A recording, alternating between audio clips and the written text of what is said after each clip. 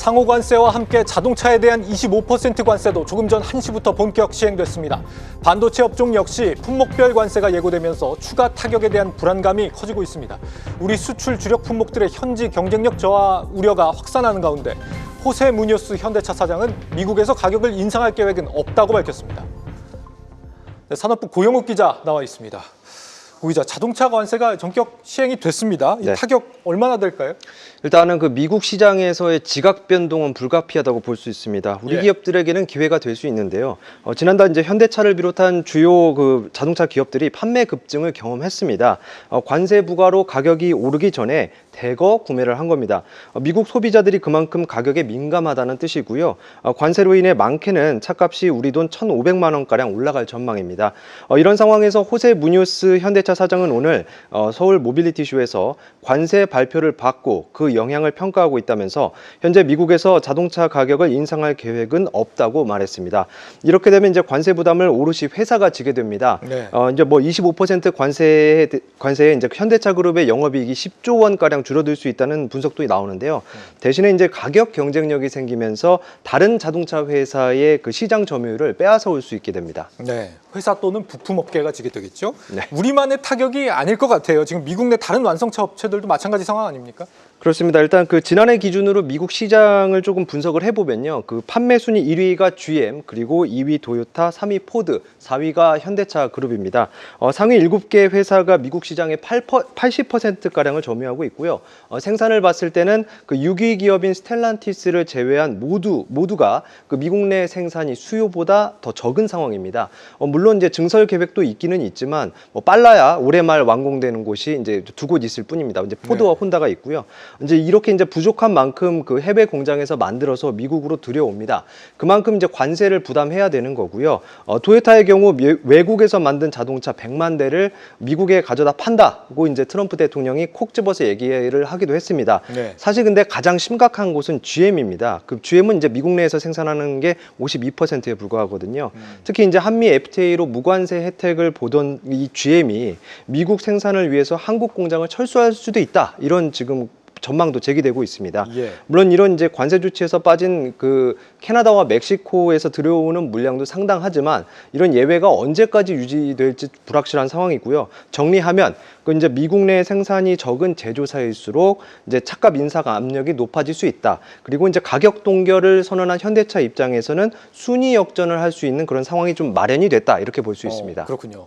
걱정을 더 해야 되는 거는 부품 쪽인 것 같습니다. 자동차 부품 관세에 대한 상세 품목이 공개가 됐다는 거죠? 네, 그렇습니다. 일단 그 미국 상무부는 연방 공보를 통해서 이제 25% 관세가 부과될 그 150개 품목에 대해서 관세 코드를 게시를 했습니다. 예. 관세 부과는 5월 3일부터 적용이 되고요. 부과 대상에는 엔진이나 변속기, 파워트레인 등의 이 주요 부품을 비롯해서 타이어, 브레이크, 호스 등이 또 포함이 됐습니다. 또 리튬이온 배터리 같은 전기차 2차 전지도 포함이 됐습니다. 저희 한국경제TV가 입수한 그 민관 합동 미 관세 조치 대응 전략에 따르면 예. 우리 정부는 미국 관세 영향이 가장 큰 산업을 자동차 부품이라고 봤고요. 10% 관세만 부과해도 수출이 26.3% 줄어들 것으로 전망했습니다. 실제로는 25% 관세니 단순 계산했을 때 65%가 줄어들게 됩니다.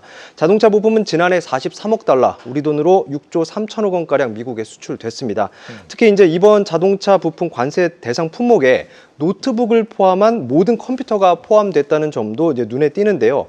바퀴 달린 컴퓨터로 불리는 그 미래차 SDV, 그러니까 소프트웨어 기반 차량까지 고려한 것으로 해석할 수 있습니다. 자동차 관세인데 가전 반도체까지도 여파가 미칠 수 있다 이런 얘기네요. 네. 반도체 같은 경우는 이번에 이제 상호 관세 대상에서 빠졌는데 그럼에도 타격이 있다는 분석이 나오죠? 네, 그렇습니다. 일단 증권가에서는 IT 기기에 대한 관세가 면제되지 않았다는 점에서 이제 반도체 수요 측면에서 타격이 불가피할 것이라는 분석을 내놨습니다. 예. 또 이제 반도체 업계 역시 그 반도체가 상호 관세에서 제외가 됐지만 잠시 시간을 벌었을 뿐 안심할 상황은 아니라는 시각입니다. 이 별도의 품목 관세가 예고됐기 때문인데요. 반도체 업계 관계자는 다만 그 미국도 반도체에 큰 관세를 부과하면 자국 빅테크에 부담이 되기 때문에 잠시 망설이면서 계산기를 두드리고 있는 것으로 본다면서 빅테크 기업들도 수지를 계산해서 백악관 측과 소통하고 있을 가능성도 있다고 설명을 했습니다. 결국 이제 미국의 반도체 관세 부과는 중국 반도체 공급을 제한하는 개선하는 데 초점이 맞춰져 있기 때문에 그쪽에 이제 집중하는 것으로 보인다라는 시각이고요. 이 반도체 관세를 발표할 때 중국산 반도체에 대한 추가 관세 인상도 예상이 되는 상황입니다. 이제 문제는 바이든 정부 때 칩스법에 따른 이제 보조금인데요. 트럼프 대통령은 이제 관세를 물리면 알아서 미국에서 공장을 지을 테니 보조금을 주지 않아도 된다는 입장이고요. 예. 이런 주장에 따라서 보조금 재협상에 들어가면 삼성전자는 보조금 규모가 7조 원에 이를 정도로 크기 때문에 타격이 클 전망입니다. 또 이제 인텔과 마이크론에 대한 그 미국 정부의 대규모 지원도 예상이 되고 있어서 강력한 경쟁자 등장에 대비해야 하는 상황입니다. 네. 그리고 이번 자동차 부품 관세에 전기차 배터리도 포함이 됐던데 배터리 기업들도 타격이 있는 건가요, 그러면? 네, 그렇습니다. 일단 근데 그 배터리 셀을 만드는 기업의 경우에는 이번 관세로 인해 오히려 좀 중장기적인 경쟁력이 올라갈 수 있습니다. 예. 이 선제적인 투자 덕분인데요. LG 에너지 솔루션의 경우에는 현재 이미 그 미국에서 3개 공장을 운영하고 있는 데다가 이제 짓고 있는 공장까지 합치면 7개의 공장이 지금 이제 가동을 할 예정입니다. 또 최근에는 GM과의 합작 공장 지분을 사오면서 다양한 완성차 업체에 납품할 기회도 확보를 했습니다. 이 때문에 LG 에너지 솔루션 관계자는 관세 영향은 제한적이며 중장기적으로 경쟁 우위에 작용할 것이라고 설명을 했습니다. 규모의 그 차이가 있을 뿐이지 SK온이나 삼성 SDI도 마찬가지인 상황이고요. 반대로 이제 미국에 공장 하나 없이 판매만 했던 중국 그 배터리 기업들은 그 타격이 있을 것이라는 게 업계의 중론입니다. 물론 이제 관세로 인해 차값이 올라가면 그 소비가 줄어드는 영향은 좀 피할 수 없다는 우려도 있었습니다. 네. 대미 수출 주력 산업들의 관세 여파에 대해서 산업부 고영욱 기자와 분석했습니다.